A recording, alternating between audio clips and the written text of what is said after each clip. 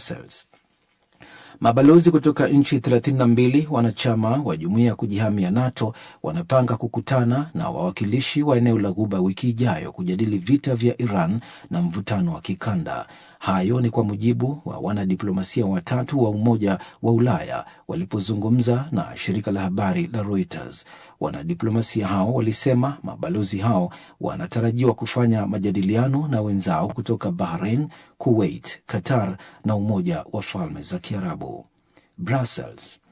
Ofisi ya takwimu ya Umoja wa Ulaya Eurostat imeripoti kwamba jumla ya raia milioni 4.38 wasio raia wa Umoja wa Ulaya waliokimbia Ukraine walikuwa na hadhi ya ulinzi wa muda katika Umoja wa Ulaya mnamo Januari 31 mwaka huu.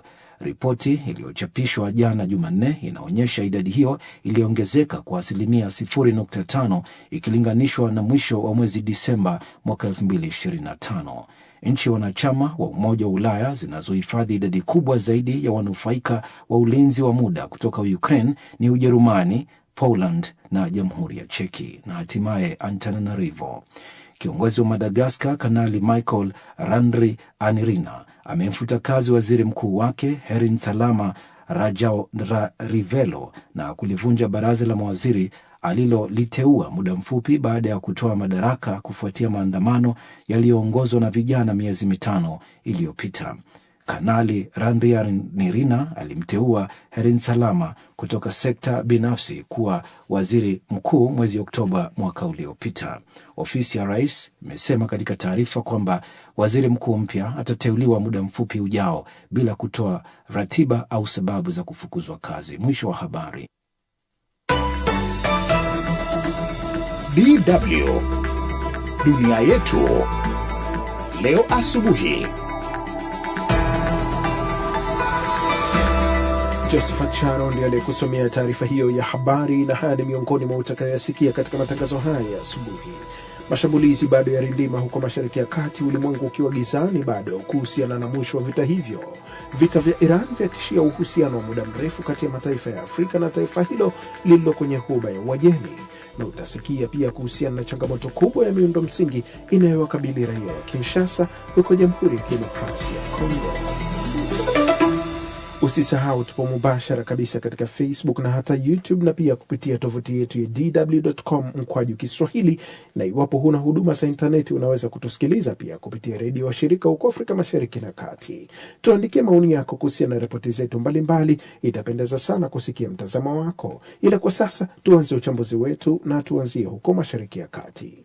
Hali bado ni tete huku Israel na Marekani zikiendelea kuishambulia Iran na Iran nayo ikifanya mashambulizi ya kulipiza kisasi. Josephat Charo amefuatilia hali ilivyo huko na kutuandalia taarifa ifuatayo. Jeshi la Israel limesema leo Jumatano kwamba limegundua makombora yakielekea nchini kutokea Iran na lilikuwa limeuwasha mfumo wa ulinzi wa anga, huku likivurumisha wimbi la mashambulizi dhidi ya Iran na Lebanon. Kituo cha utangazaji cha Israel Channel 12 kiliripoti majeraha kadhaa kutokana na mashambulizi ya Iran karibu na mji wa Tel Aviv. Marekani imesema inazishambulia meli za kivita za Iran katika mlango bahari wa Hormuz na kutishia kuongeza mashambulizi ikiwa Tehran itasonga mbele, huku vita vya Mashariki ya Kati vikisababisha uharibifu katika masoko ya mafuta duniani. Jeshi la Marekani lilichapisha video ya boti za Iran zilizolipuliwa na mabomu na silaha nyingine, huku likisema kuwa limeharibu meli 16 za kivita karibu na mlango bahari wa Hormuz, sehemu ya kuingilia eneo la Ghuba ambayo asilimia 20 ya mafuta duniani hupita. Rais wa Marekani Donald Trump ameandika kwenye mitandao ya kijamii akisema ikiwa kwa sababu yoyote mabomu yatawekwa na hayataondolewa mara moja, athari za kijeshi kwa Iran zitakuwa katika kiwango ambacho hakijawahi kuonekana hapo awali. Iran imefanya mashambulizi mapya dhidi ya maeneo ya Israel na Marekani katika Mashariki ya Kati, kwa mujibu wa mtangazaji wa kituo cha utangazaji cha serikali IRIB katika kauli yake leo Jumatano. Mashambulio hayo yalikuwa makali zaidi tangu kuanza kwa vita na yalidumu kwa muda wa masaa matatu na kulenga miji ya Israel ikiwa ni pamoja na Tel Aviv, Jerusalem na Haifa. alisema mtangazaji huyo akinukuu taarifa kutoka kwa walinzi wa mapinduzi wa Iran. Mtangazaji huyo alisema mfululizo wa makombora ulialenga maeneo mengi ya Marekani huko Arbil katika eneo la Kurdistan nchini Iraq na kambi ya jeshi la wanamaji la Marekani huko Bahrain. Wakati haya yakiarifiwa, Saudi Arabia imesema Jumatano kwamba imezuia makombora 7 ya kisasa katika mashambulizi tofauti yanayolenga kambi ya jeshi la anga na eneo lake la mashariki. Vikosi vya ufalme wa Saudi Arabia pia vilizuia wimbi la ndege 7 zisizo na rubani, ikiwa ni pamoja na 5 zilizoharibiwa mashariki mwa jimbo la Al-Kharaj nchini humo. Ilikuwa ni taarifa yake Josephat Charo hiyo. Wakiwa na hofu ya milipuko inayotikisa nyumba zao mjini Tehran na miji mingine, maelfu ya raia wa Iran wamekimbia makazi yao kutafuta hifadhi katika miji midogo ya mashambani kusubiri kumalizika kwa mashambulizi makubwa ya Israel na Marekani. Haya yanajiri huku shirika la Umoja wa Mataifa la kuhudumia wakimbizi likisema kwamba katika siku 2 za kwanza za vita hivyo, takriban watu 100,000 wamekimbia Tehran, mji wenye watu wapatao milioni 9.7, na kuongeza kuwa idadi ya waliokimbia huenda ikawa juu zaidi, ingawa haikutoa takwimu kamili. Tatu Karema na maelezo zaidi. Mkazi mmoja wa Tehran, Apuya Akhgari, mwenye umri wa miaka 22, amejificha katika nyumba ya familia yake iliyoko kilomita 200 kutoka nyumbani kwake mjini Tehran, akiwa pamoja na shangazi na binamu zake. Wakati theluji inapoanguka katika maeneo ya milimani ya mkoa wa Zanjan, mara nyingi hutumia siku zake kutazama filamu na vipindi vya televisheni na wakati mwingine kufanya matembezi katika mji mkubwa ulioko karibu. Kijiji hicho hakijashambuliwa, lakini marafiki wa Akhgari mjini Tehran wanamweleza kuhusu milipuko inayosikika karibu. Ameliambia shirika la habari la AP kwamba kila kitu kinasikika kama vurugu, na alidhani kwamba hali hiyo ingedumu kwa muda mfupi, lakini bado inaendelea kukithiri.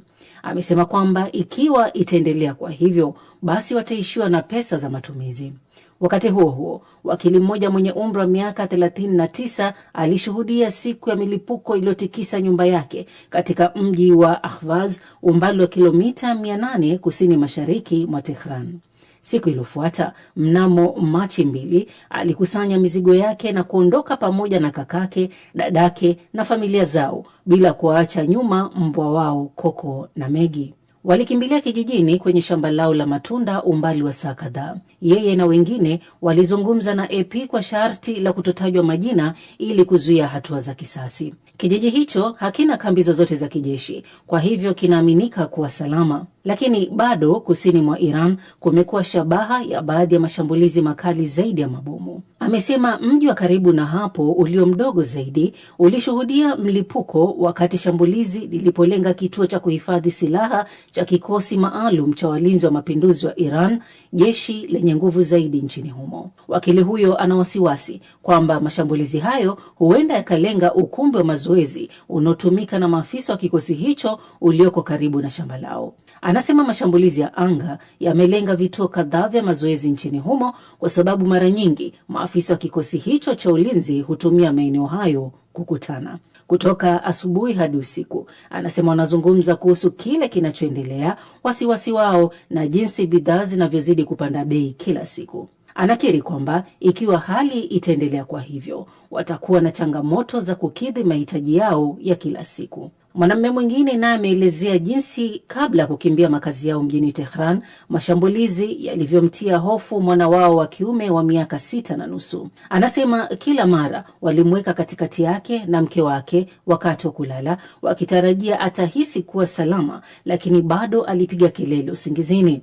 Shukran Tatu Karema kwa ripoti hiyo. Vita vinavyoendelea nchini Iran vinatishia mahusiano na ushirikiano wa miaka mingi kati ya dola hiyo ya Uajemi na mataifa ya Afrika.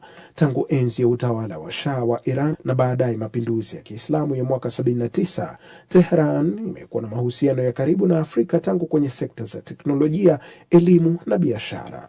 Uchambuzi wa mwandishi wa DW Nicholas Fisher unatizama namna vita vinavyoendelea vitakavyobadili hali hiyo. Uchambuzi huo unasomwa na Rashid Chilumba. Uwepo wa Iran barani Afrika ni wa tangu karne ya 16 wakati biashara iliposhamiri kupitia bahari ya Hindi. Kwenye miji mwambao wa bahari ya Hindi katika bara la Afrika, mabaki ya bidhaa zilizotoka Uajemi yamegundulika kila kona. Hiyo inaonyesha pande hizo mbili zilikuwa na maingiliano ya karibu. Pia katikati mwa miaka 1960 wakati Iran ilipokuwa chini ya utawala wa Shah, ushirikiano wa kibiashara uliimarika sana na bara la Afrika. Hali hiyo iliendelea pia hata baada ya mapinduzi ya Kiislamu mwaka 1979. Tehran imeonyesha shauku ya kuikaribia Afrika ikishirikiana nayo kwenye maeneo yote muhimu tangu uchumi, usalama wa kijeshi, dini na tafiti za kisayansi. Na yote hayo yaliendelea kupaliliwa licha ya Iran kuwa chini ya shinikizo kubwa la vikwazo. Mhadhiri wa chuo kikuu cha Maradi cha nchini Niger, Dr. Salifu Nuhu Jangozo, anasema Iran ina balozi 22 pekee barani Afrika. Idadi hiyo ambayo ni karibu nusu ya nchi zote za Afrika inaonyesha utayari wa Tehran wa kukuza ushirikiano na Afrika. Hata hivyo, vita vinavyoendelea vinatarajiwa kuumiza sekta ya uchumi na biashara, na ni nchi za Afrika ambazo huenda zitajivutavuta katika ushirikiano wake na Iran ambayo sasa imetumbukia kwenye uhasama mkubwa na Marekani. Bei ya mafuta pia itaziathiri nchi za Afrika. Tayari pipa moja limepindukia dola 100 na hilo linatishia kuziongezea kishindo nchi za Afrika zinazokumbwa na mzozo wa madeni. Kitakwimu ni kweli kwamba Iran haiwezi kulinganishwa na mataifa mengine duniani kama Ufaransa na Ujerumani linapokuja swala la ushawishi katika baadhi ya kanda barani Afrika. Katika kanda mfano wa Sahel ambako ushawishi wa Ufaransa umeporomoka, Iran iliingia kwa miguu miwili na kuimarisha uhusiano na mataifa matatu ya Mali, Burkina Faso na Niger. Iran imeonyesha dhamira hasa kwenye sekta ya madini ya urani ya Niger, ingawa bado hapajawa na mashirikiano makubwa, anasema Sadiq Aba, mwandishi wa habari na mtafiti katika kituo cha sera za kimataifa kwenye kanda ya Sahel. Lakini Aba anasema liko eneo jingine linaloyavutia macho mataifa ya Afrika nchini Iran ambalo ni teknolojia ya droni. Kulingana na Aba, hilo ni mojawapo ya maeneo yatakayoathirika kutokana na vita vinavyoendelea. Mapigano na matokeo yake yatapunguza kwa muda uwezekano wa Iran kuzisaidia nchi za Afrika kwenye teknolojia hiyo. Eneo jingine la ushirikiano kati ya Iran na Afrika ni utamaduni na dini. Taifa hilo la Waislamu wengi wa madhehebu ya Shia lina mafungamano ya kiimani na Afrika. Waislamu wengi wa Shia wanakotekana kwenye nchi za Guinea, Senegal, Niger, Nigeria na baadhi ya mataifa ya Afrika Mashariki. Tehran imekuwa ikitumia taasisi za kitamaduni, ufadhili wa masomo na mitandao mingine kueneza imani ya Washia. Choula Bayaya Haidara, imamu kutoka mji mkuu wa Mali, Bamako, ambaye ana mahusiano ya karibu na Tehran, amelaani sana mauaji ya kiongozi mkuu wa Iran Ayatollah Ali Khamenei. Vita vinavyoendelea na kifo cha Khamenei bila shaka itakuwa vimezusha wimbi la huzuni kutoka kwa Waafrika wengi wenye maingiliano ya kidini na Iran. Mtazamo wa kuhisi Iran inaonewa kwa sababu za mahusiano ya kidini unaweza kuwa na nguvu kubwa miongoni mwa Waislamu barani Afrika. Ilikuwa ripoti yake Nicholas Fisher, hiyo iliyotiwa sauti na Rashid Chilumba. Huko Afrika, bajeti mpya ya ikulu ya Kenya imeanza kufuatiliwa tena kwa karibu baada ya makadirio ya ziada kufikia karibu shilingi bilioni 16.9 sawa na dola za Kimarekani milioni 130 kutoka shilingi bilioni 8.6. Ongezeko hilo limechochea mjadala miongoni mwa watafiti wa uchumi na wachambuzi wa masuala ya fedha kuhusu vipaumbele vya matumizi ya serikali na muundo wa bajeti ya ofisi ya rais. Uchambuzi wa mwandishi wa DW Crispin Mwakideu unaoangazia kwa kina swala hili unasomwa kwako na Angela Mdungu. Baadhi ya ripoti zinazoitawala mijadala ya ndani zinaashiria kuwa ikulu ya Kenya kwa sasa ina matumizi makubwa kuliko washirika wake Marekani, Nigeria, Afrika Kusini na mataifa mengine kadhaa. Hata hivyo, wataalamu wa uchumi wanasema kuzilinganisha bajeti hizo mara nyingi kunazisahau tofauti za kimfumo kwa kuzingatia namna gharama za ofisi ya rais zinavyopimwa katika serikali tofauti. Mtaalamu wa uchumi na mtafiti wa masoko katika jukwaa la uwekezaji la Forbes Digital Assets, Rufus Kamau, anasema kwa Marekani gharama zinazohusiana na ofisi ya rais aliye madarakani zinagawanywa kwa mashirika kadhaa ya serikali kuliko kuwekwa sehemu moja. Anatolea mfano usalama wa rais ambao hushughulikiwa na idara ya usalama wa taifa, wakati ndege yake Air Force One iko chini ya wizara ya ulinzi. Gharama nyingine za vifaa na utawala nazo hutawanywa kwenye idara mbalimbali ndani ya serikali kuu. Kwa upande wa Kenya, hata hivyo, sehemu kubwa ya shughuli za rais ziko chini ya bajeti ya ikulu. Kwa hiyo, kuilinganisha moja kwa moja na Marekani au nchi nyingine ni kupotosha kwa kiasi fulani. Bajeti ya Ikulu ya Kenya inashughulikia majukumu mbalimbali yanayovuka nje ya ofisi ya rais. Haya ni pamoja na makazi mengine ya rais kote nchini, shughuli za kiutawala zenye uhusiano na taasisi ya urais na mafao ya marais wastaafu pamoja na makamu wao. Pamoja na tofauti hizo za kimfumo, wachumi wanasema ongezeko kubwa la bajeti ya Ikulu ya Kenya linaibua wasiwasi halali kuhusu uwazi na nidhamu ya fedha. Mhadhiri mwandamizi wa uchumi katika Chuo Kikuu cha Nairobi, Samuel Nyandemo, anadai kuwa huenda takwimu zinazotolewa na Ikulu ni chini ya gharama halisi za matumizi na kuwa kiasi kikubwa cha fedha hakiingizwi katika kumbukumbu. Anahoji ikiwa matumizi yamebaki ndani ya kiwango kilichopangwa na bunge na kuwa matumizi zaidi ya yale yaliyopitishwa na bunge ni kinyume cha sheria. Katika hotuba yake ya kwanza kwa taifa, Rais William Ruto aliwaasa Wakenya kujifunga mkanda wakati taifa likiwa limeelemewa na madeni. Alitoa wito wa kupunguza ruzuku na matumaini yasiyo na tija ili kupunguza mzigo huo. Ongezeko la deni la umma na hali ngumu ya kifedha imesababisha macho yote yaelekezwe katika matumizi ya serikali kwenye wizara na taasisi zake. Taifa hilo la Afrika Mashariki limekuwa likitekeleza mabadiliko ya kiuchumi yanayokusudia kuimarisha uchumi na kudhibiti mwenendo wa deni, hali iliyowalazimu watunga sera kupima vipaumbele katika sekta zote zikiwemo elimu, afya na huduma za jamii. Wataalamu wengine wa uchumi wanasema mjadala kuhusu matumizi ya ofisi ya rais haupaswi kujikita kwenye kulinganisha Kenya na mataifa tajiri, bali unapaswa kujikita kwenye namna bajeti ya taifa hili inavyoakisi uhalisia wa uchumi wa taifa lenyewe. Huo ulikuwa ni uchambuzi wa Crispin Mwakideo, mwandishi wa DW, uliosomwa naye Angela Mdungo. Na tumalizie uchambuzi wetu huko Jamhuri ya Kidemokrasia ya Kongo, ambapo mji wake mkuu Kinshasa wenye zaidi ya wakazi milioni 20 unakabiliwa na changamoto kubwa ya miundombinu, hasa barabara zake. Licha ya miradi mikubwa na kilomita nyingi za barabara zilizowekwa lami kwa muda mfupi, karibu 75% ya mtandao wa barabara bado uko katika hali mbaya. Waziri wa miundombinu wa jimbo la Kinshasa anaahidi kujenga zaidi ya kilomita 2000 za barabara mjini humo. Lakini je, mpango huu utaweza kweli kubadilisha maisha ya kila siku ya wakongomani wa Kinshasa? Mwandishi wetu kutoka Kinshasa, Biobe Malenga, anatueleza zaidi.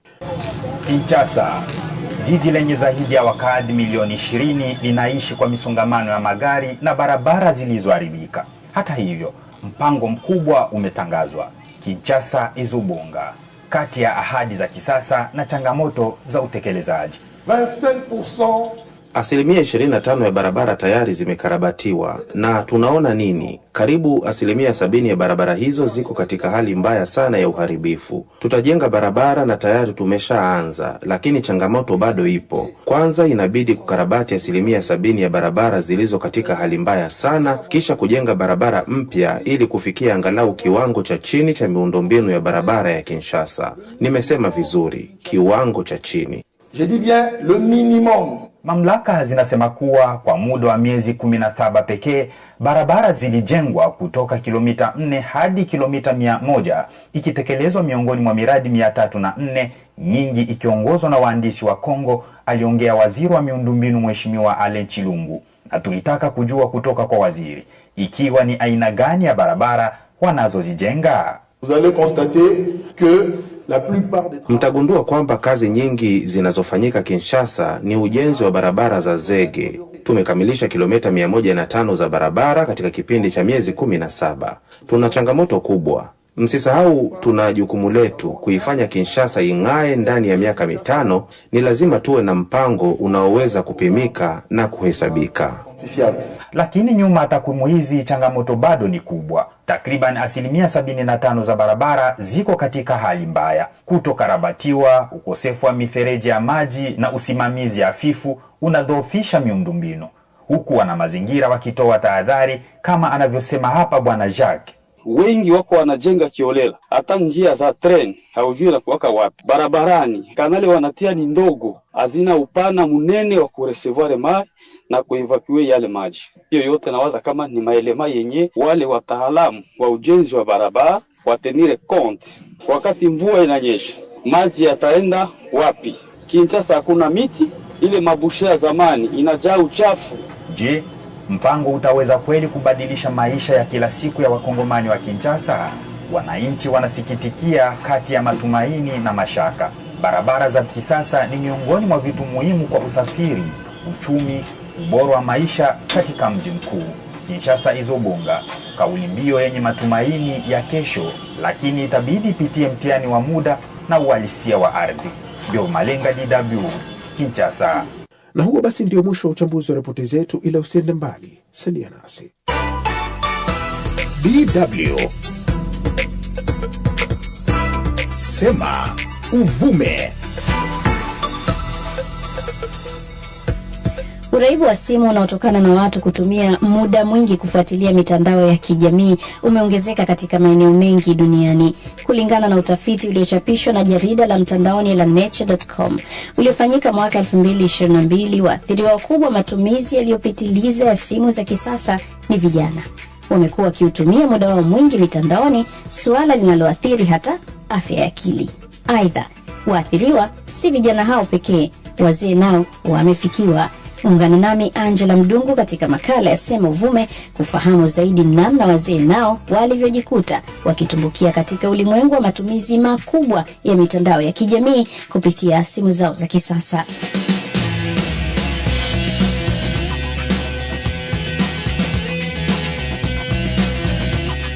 Wazee kama sehemu ya jamii hawatumii simu kupiga na kupokea pekee. Nao wamejikuta kwenye ulimwengu wa simu za kisasa ambazo kwa kiasi fulani zinawatoa upweke.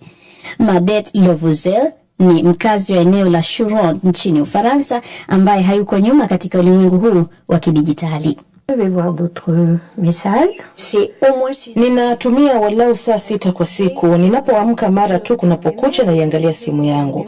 Naangalia barua pepe zangu na huwa naangalia kama kuna ujumbe wa WhatsApp kutoka kwa watoto wangu.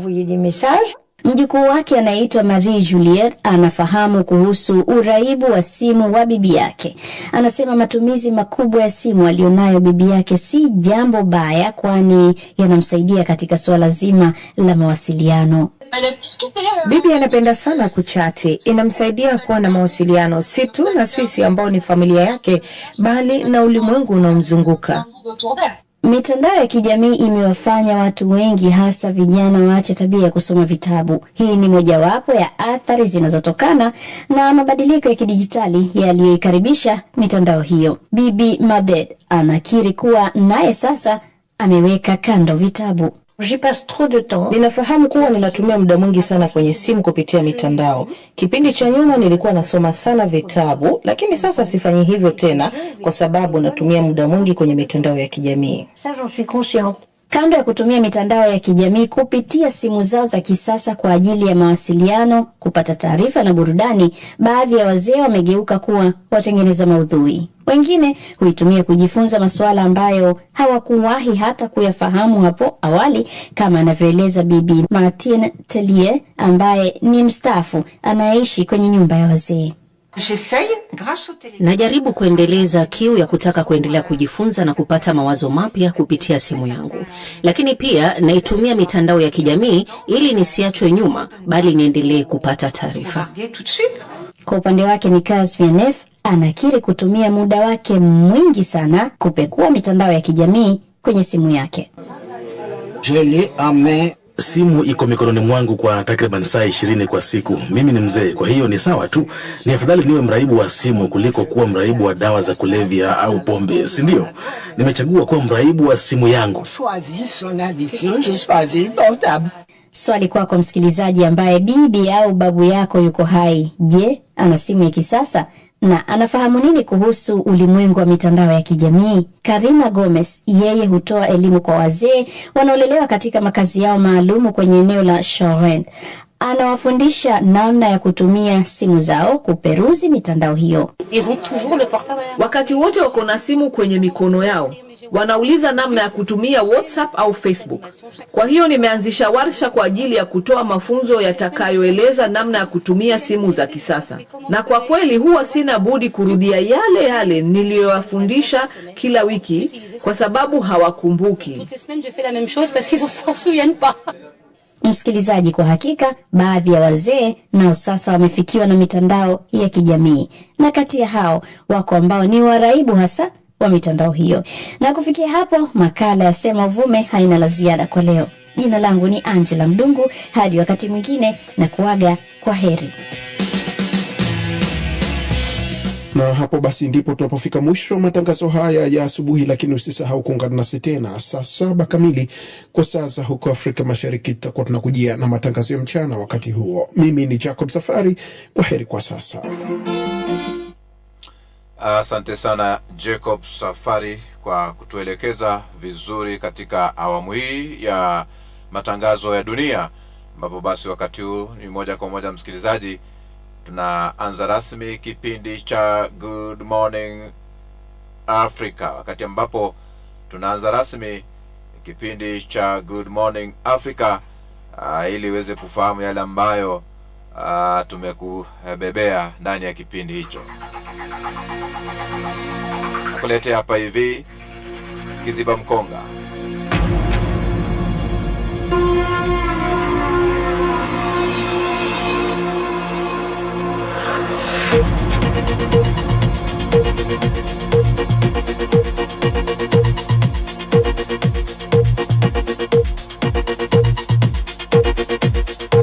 Kiziba Mkonga cha siku ya leo ni kwamba wasamehe wengine si kwa sababu wanastahili msamaha, bali kwa sababu wewe unastahili amani. Kiziba Mkonga cha sasa: wasamehe wengine si kwa sababu wanastahili msamaha, bali kwa sababu wewe unastahili amani. Na hicho ndicho Kiziba Mkonga cha sasa.